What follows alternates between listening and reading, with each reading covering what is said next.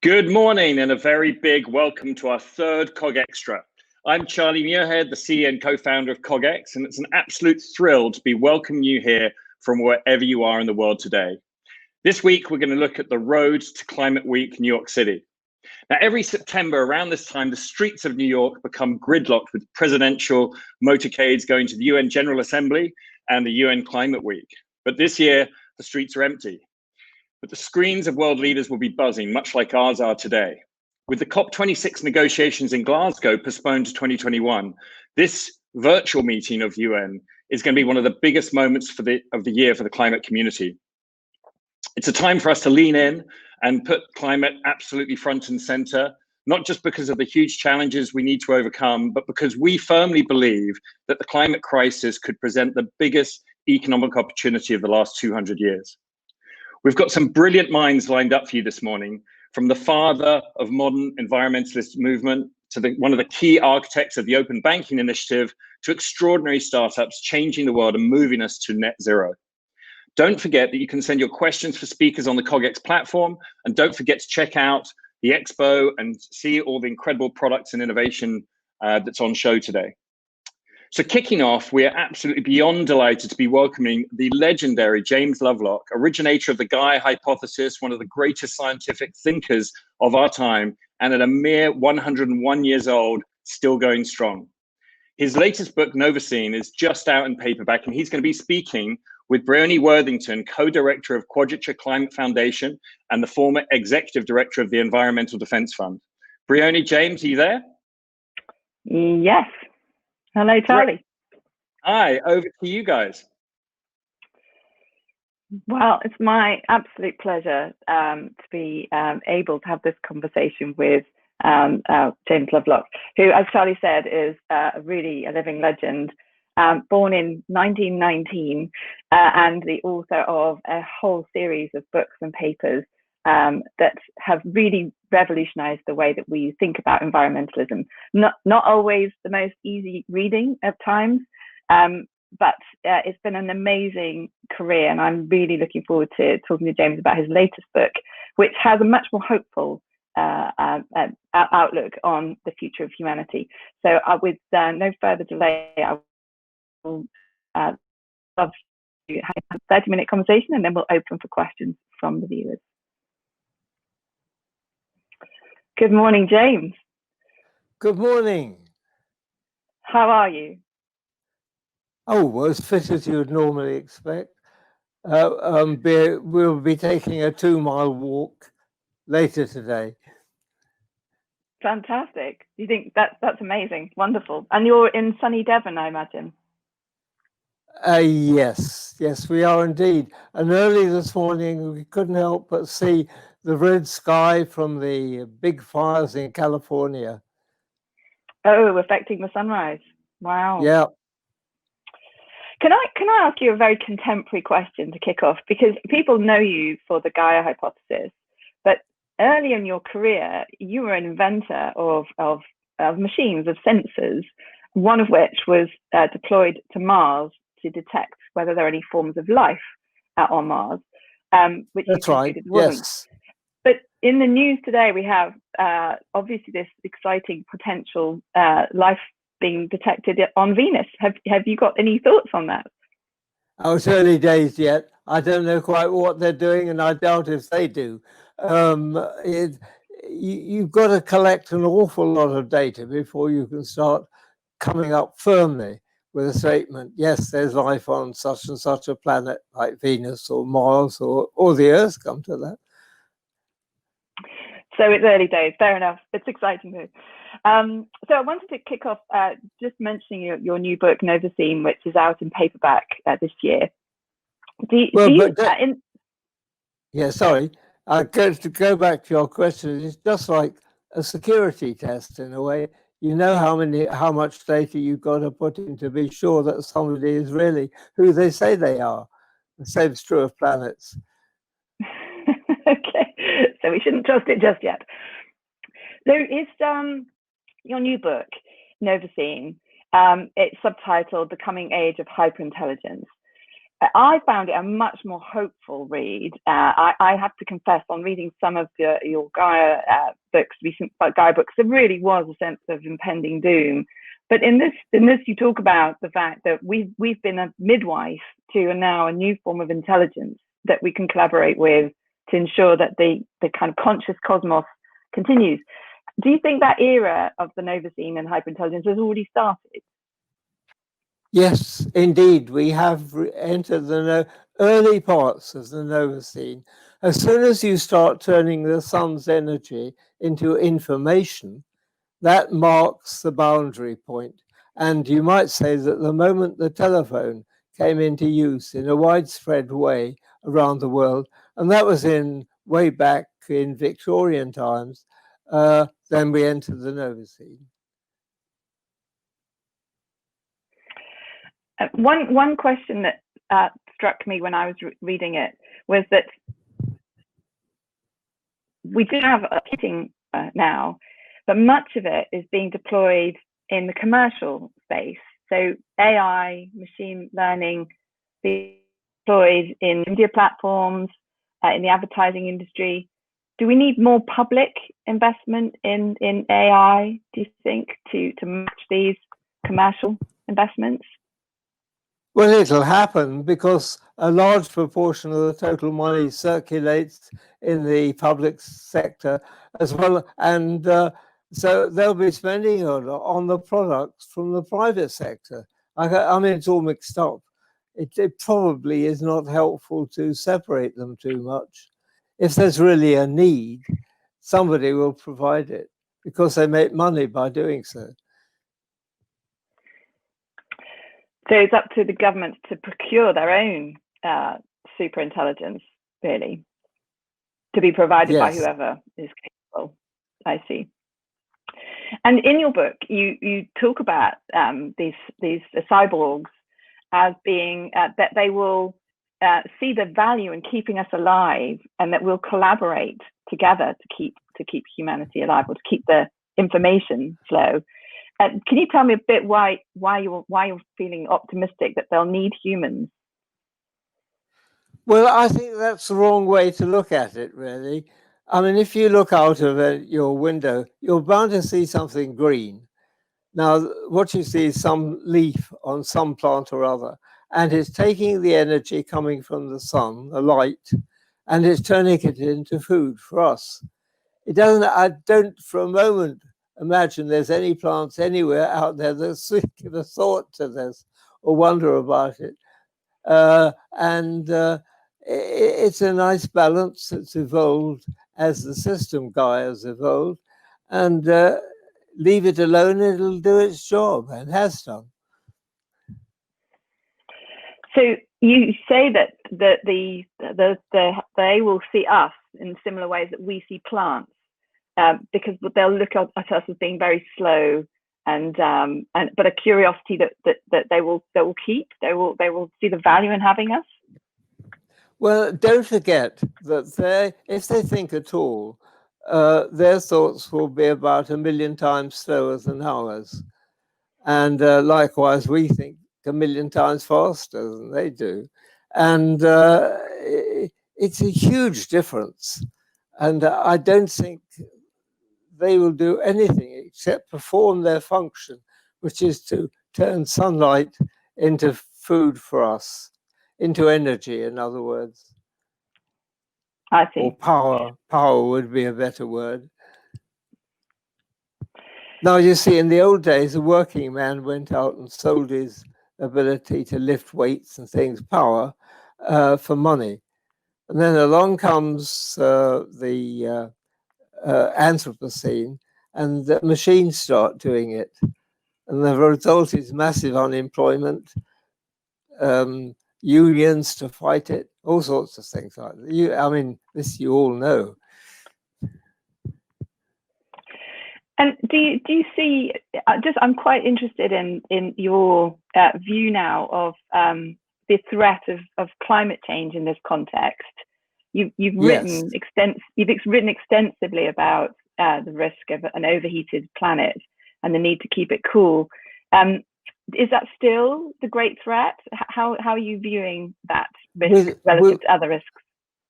Without doubt, as far as I'm concerned, the greatest threat to the Earth is overheating. You see, the sun grows warmer. It's very well understood. There are millions and billions of stars in the universe like the sun, and astronomers have been watching them for donkey's years, and they all behave in a predictable manner. They heat up as they grow old, and we know the exact rate the sun is heating up as it ages, and before long it'll be too much for any form of life on Earth, and we will grow more and more like Venus. And whatever they may be talking about at the moment about putative life on Venus, I don't think we would like it very much. No, I think you've written about how it's odd that we spend more time thinking about trying to terraform Mars potentially than protecting our own or understanding our own planet. The ocean still being a very understudied part of our hugely important part of our planet. Do you still think that this desire to look elsewhere is a little bit strange? No, and I think I should first say that on both those points, as far as looking for life on Mars, as far as I know, I was one of the very first that NASA asked to help them with their search for life on Mars and Venus and other places. And in the same way, I was for a period president of the Marine Biology Association. I'm not entirely ignorant of the bottom of the oceans and places like that, and have been on ships and taken measurements. There is a big, there's a big difference between talking from the back of your skull, which is great fun, and we'll be doing some of that today, no doubt. But I am really talking from what I know about as far as life on other planets, on the Earth, and what will happen to us as time goes by. And do you, if overheating is this, almost inevitability, and we might be hastening it, what should we be focusing on in terms of trying to address that? You've spoken in the past about geoengineering options. Are there any there that you think are emerging that are really things we should be doing now? I think this is always what you do. You tackle the things that are within your grasp and have an effect. I mean, if you're on an airplane, for example, traveling somewhere, and some madman happens to be on the plane and decides to cook himself a meal with a butane stove, and the fire gets a bit out of control, you all get together and put him and it out. You don't wait for the theory to tell you what will happen to the plane when it gets overheated. And I think the same is true with the Earth. We get lots of warnings. And the sky this morning, looking out from, you would have seen early, the red glow caused by the smoke in the air from the great fires 5,000 miles away in California. Yeah, the signs seem to be piling up, don't they? Loss of sea ice in the Arctic, Greenland melt, Antarctic ice sheet collapsing. It's all there, and you've been very vocal about how modelling is perhaps distracting. Try asking a fireman what he would think of a small fire in the room. Oh, don't worry, it's only a small fire. It's not doing much harm at the moment. But do you think we are spending too much time on modelling and not enough on observing and acting? Absolutely, I do. There's a great reluctance to spend money on observing. When I was working with the Marine Biology Association, one of the big surprises was how reluctant scientists were to go on ships. They didn't like to go out to sea and make measurements. They'd far rather sit in front of a computer and make models. Well, I suppose in many ways people say, well, that's sensible. It's a safer, it's an easier, more comfortable thing to do. Okay, but you don't get results that way. And the observations we are getting are not really matching the models. That's correct, isn't it? That the models are struggling to explain the recent, yeah. But where it's the models. Where they give consistently the right result every time, and you can bank on them, then they're worth backing. But it's a shame that the way that climate change is quite political. I remember you saying that anything that says consensus has been reached in science indicates it's not science, it's political. And I think that's partly the problem, is we're looking at this through a political lens very often. I think there is a huge misunderstanding around the world that most of the great advances are made by individuals, rarely ever by committees or great groups of people. They're the ones that do the cheering or the damning, as the case may be. It's the individuals almost invariably that do it. I don't mean they're more brilliant than anybody else, but they just happen to have the sort of mind that clicks in with the problem that is around at the moment, and they can come up with the answer. So if anyone's watching this and thinking, I want to lend my time or my talents to the fight to kind of keep our planet as habitable as long as possible, what would you say to them? What should they be putting their energies into, do you think? Difficult one, that. I think if it's something individual and personal, and giving advice is what I think we're doing wrong. You see, the universities and schools provide answers for the kids, or they provide artificial questions and then say, provide us with the answer for that. But they're not the real world they're talking about. They're various model worlds, as they call them. And fine, what happens on the model may be nasty for the creatures that live there, if any, but it's not the answer to the Earth's problems. You've got to go out, measure the Earth, find out how it works, and act on the information you get that way. And it's fortunate that, in a sense, we've had this huge decrease in cost in technology. We are living in an age now where data and sensors and gathering of data is far more accessible. So is it really a call to arms to gather more observations so that we can all be better informed? Perhaps we're drifting into a point of looking for easy answers. If we do this, then it'll all be all right. I think it's infinitely more complex. I've been banging away for years, now it must be getting on for about 60 years, about how good nuclear energy is, and that most of our troubles would vanish if only we had it.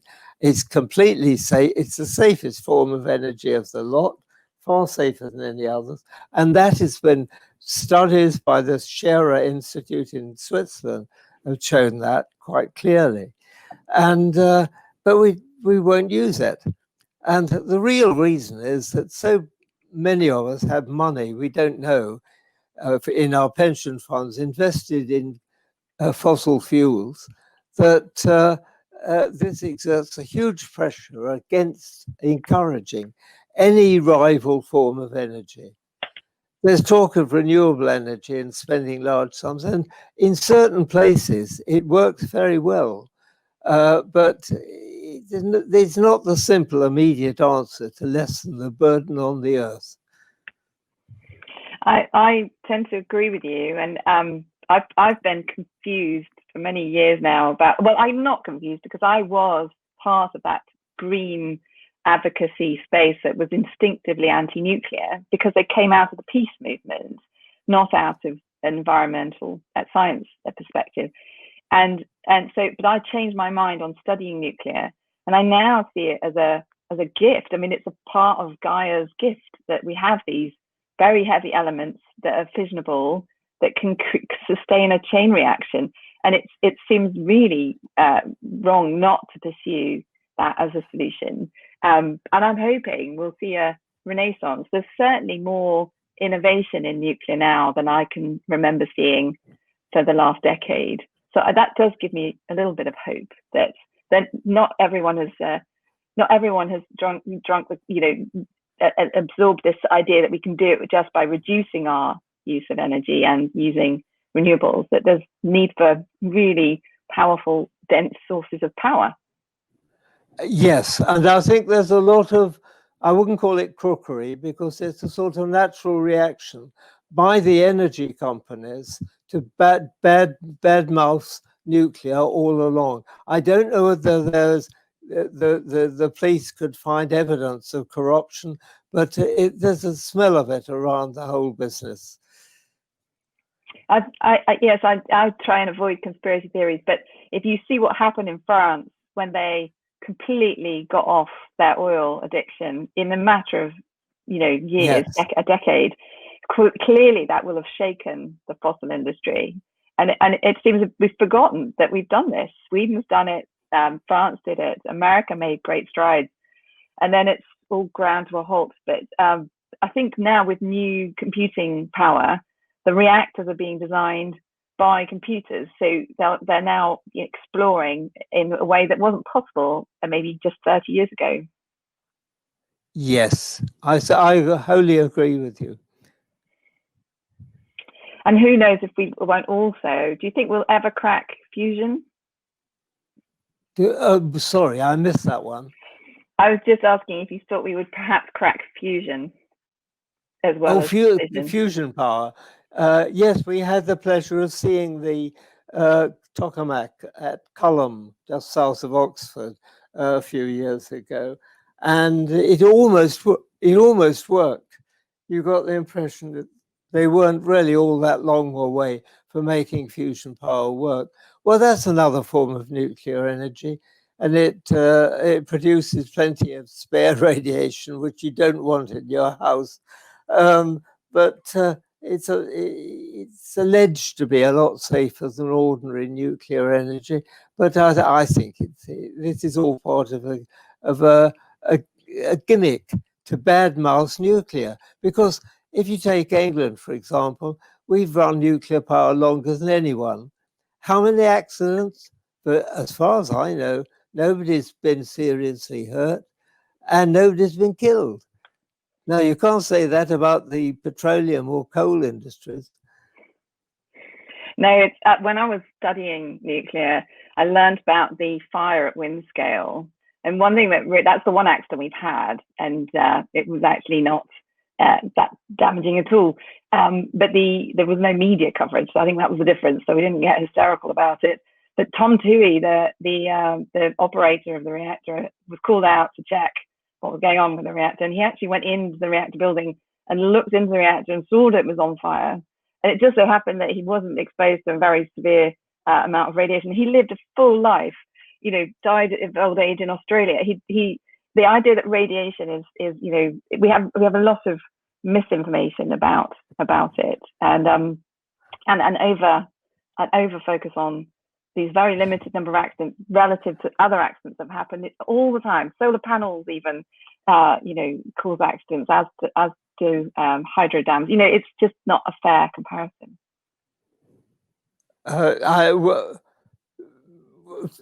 Perhaps I should tell you, many, many years ago, in the early 1960s, I worked at the National Institute for Medical Research in North London at Mill Hill. And sometime during that period, there was the Windscale fire. That was about 250 miles away at Windscale in Cumberland, at the reactor sort of collection that was there. It was a great pile of graphite caught fire in it, rather like the Chernobyl reaction. And in London, there were three of us in separate labs around the building measuring radioactive iodine, and all of our counters went off scale.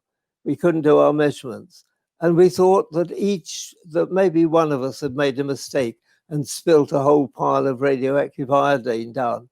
But it turned out that it was nothing of the kind, and it was a flood of iodine in the air, radioactive, that came over that institute, and we measured it. Now, had the same sort of thing happen near Chernobyl, they'd have used it as an excuse to shut down nuclear in Europe. But in those days, we had only primitive measuring instruments and didn't know really how much there was. Now, if you add to all that the fact the health service keep a very good record of diseases, there should have been a huge load of thyroid cancers across Britain. If it was that deadly, there weren't. It's indiscernible. Yeah, but fast forward then to 3 Mile Island, and there almost no radiation was released, but the world went hysterical, mainly I think because of the news cycle. You know, that by then we had this very much more immediate news cycle and no real understanding of what was being reported. Anyway, it seems like there's just a catalogue of issues that have been dogging the technology unfairly, in my view, and hopefully we'll see that when we see the real potential, we'll understand that this is really a gift, and it is a gift that we can use this power. Yes, indeed. And but I don't know about you, but I don't want to hog this program with the nuclear issue, because I could go on for half the day on it. Well, we'll perhaps close it there. And I know that there are groups now who are coming forward, environmentalists, modern environmentalists, people who've been connected to some of the most extreme climate protests, realizing that they've been misinformed. So I'm quite hopeful that a new breed of climate warriors is coming to bear with a whole different set of ideas and ideologies. So let's hope that happens. So your book that you wanted to just highlight for the people on the call today. Yes. What? Sorry, I didn't get the question. In Overseeing, is there a particular message that you'd like to pull out from that book to sort of tell the audience today? Well, I suppose the very crude question, but everybody would understand. What do they think is more important, their pension in monetary terms or the future of their great-grandchildren? And so if people answer that question, should they be acting then as individuals? That's your message, isn't it? That they've got to be creative in their own individual ability to make change. Well, I think there's lots of ways of interpreting it, and it's up to people to find them. But I think the rock bottom of it is the people, the commercial firms, the government departments, everybody is afraid of cutting back the gifts of pension or money for projects. They're afraid of cutting that back and would rather think, oh, well, the heating up of the sun may never happen. Don't let's worry about what's going to happen in 100 or 200 years' time. Let's get on with getting it right now. It's a very natural human reaction. And I think that's at the basis of many of our troubles. The short term overweighting. Yeah, no, I see that in politics all the time. The time span of focus has shrunk from, it used to be an election cycle, and now it's almost, the next time it takes to send a tweet. So it's exactly. Collapsing. Yeah, but I guess one thing, institutions like the House of Lords, which I have a seat in, they at least try to take a long-term view. It's not always listened to, but that need for a longer horizon is needed in public life, I think. You mean by the time they reach the House of Lords, their age is sufficiently advanced for them to be taken seriously? Yeah, hopefully. Well, and one of the questions that's just come in actually is about that kind of with wisdom and your wisdom and the sheer number of subjects you've become expert in is so extraordinary. if you were to have another 100 years on this planet, what would you spend your time on, do you think? Going for walks? Oh, heavens. Well, I hope it's here in 100 years. Or rather, the human part of it's here. What would I spend my time? I don't know. People come, most of my time is spent, and I'm an inventor mainly.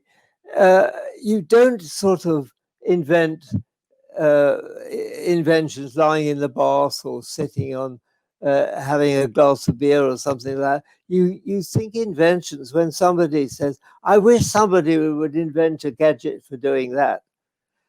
And then the ideas flood into your head. And that's how inventors work. They have to have people who can produce needs. Inventors rarely ever think of needs.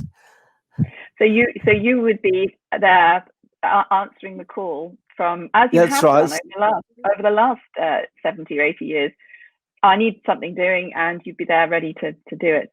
I think that's hopefully how there will be people like you doing that. We'll need them, inventors. You've spoken about how you don't follow a linear thought process. You're much more intuitive, aren't you? You raise a very interesting point there. I think most of our troubles arise because speech is entirely linear, cause and effect, right from Aristotle. And this is what the universities teach. But the real world isn't. You can't explain even your refrigerator by cause and effect logic. The world is much more complicated than that. And that's the basis of it, I think. I think you're right. And this obsession with equilibrium, where it's economics, so simple models, they miss the complexity, don't they? And that's the most impactful thing I think of your work, is just the sheer complexity and the parallel nature and the discontinuities that we don't understand. Yes, they're really not all that complex. I mean, Newton came along and said, you're wasting your time trying to work out what acceleration is in linear terms, in cause and effect, or anything like that. You've got to break the whole thing down into what he called infinitesimals, little bits. You can do it over a very short period because then it's linear still. And so you do a lot of those, sum it up, and then you've got the answer. But it didn't require any colossal brilliance, I think, to reach that point. But nevertheless, nobody had reached it before he did. And I think that if you look at any of the large inventions, Einstein's, any of them, they're just the same.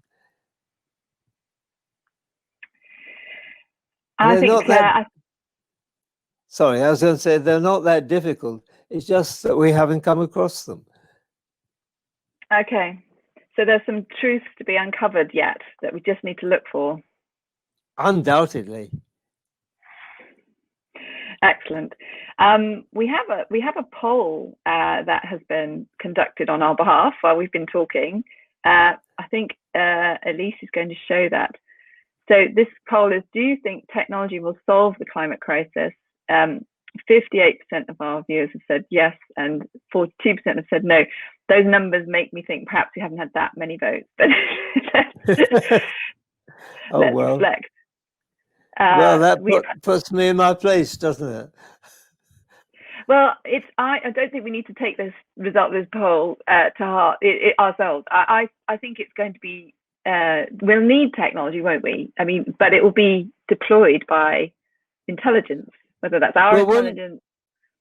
When you say we'll need technology, we've got technology, lots of it, all the time. This program that's going out is technology. So what's the point? We can't do without it.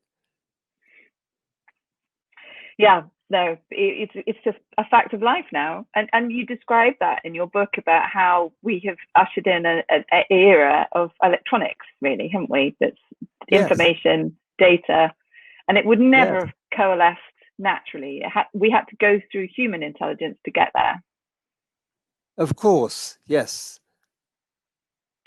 Shall we finish on it? You're very convinced, like you've mentioned, that we're sort of alone in the universe, and that sort of makes it really quite. There's a lot of responsibility on us, isn't there, to make it through this phase? Is that a fair representation of how you feel?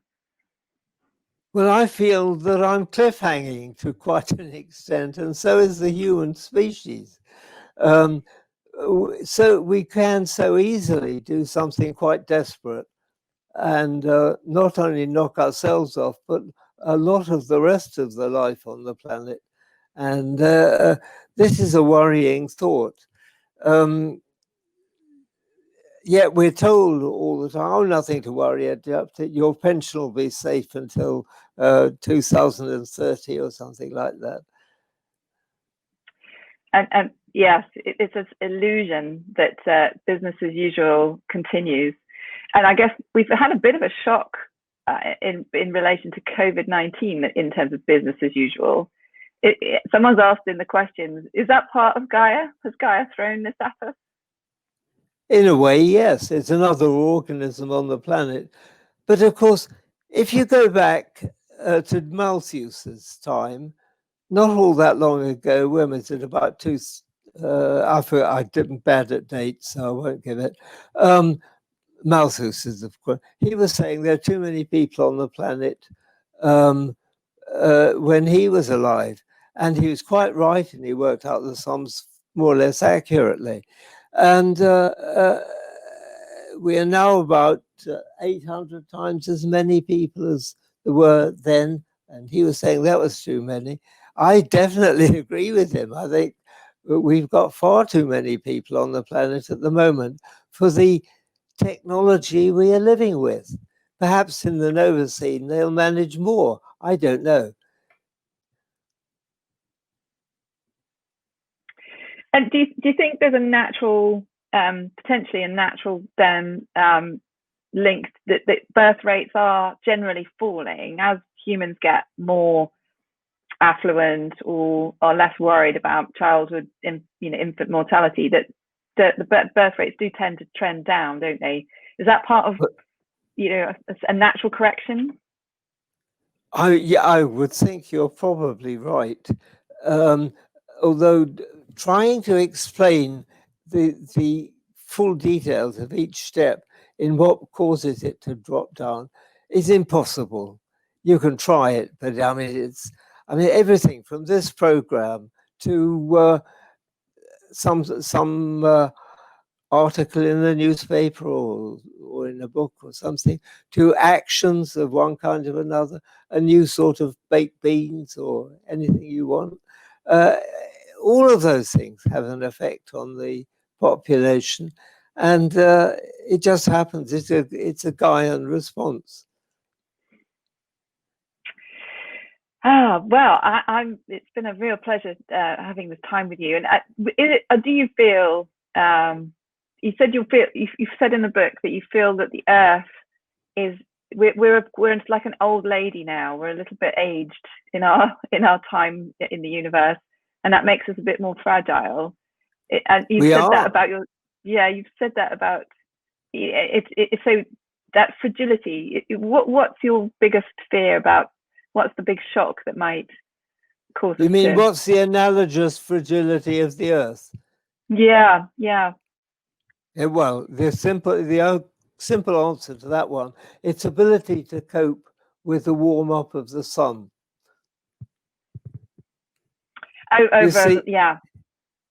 You see, when the life was first appeared on the Earth, probably between 2 and 3 billion years ago, the sun was a lot cooler than it is now. And you didn't need any dodges of any kind to keep the planet at the right temperature for life. If anything, it was on the cold side. And then time has gone by, and what has happened? The sun has kept warming up all the time. It's now about 30 to 40% hotter than it was when life appeared. But we're still here, and somehow the system has kept the temperature more or less constant. during the whole of that period. It doesn't have to rise a lot on Earth to make the Earth destructive.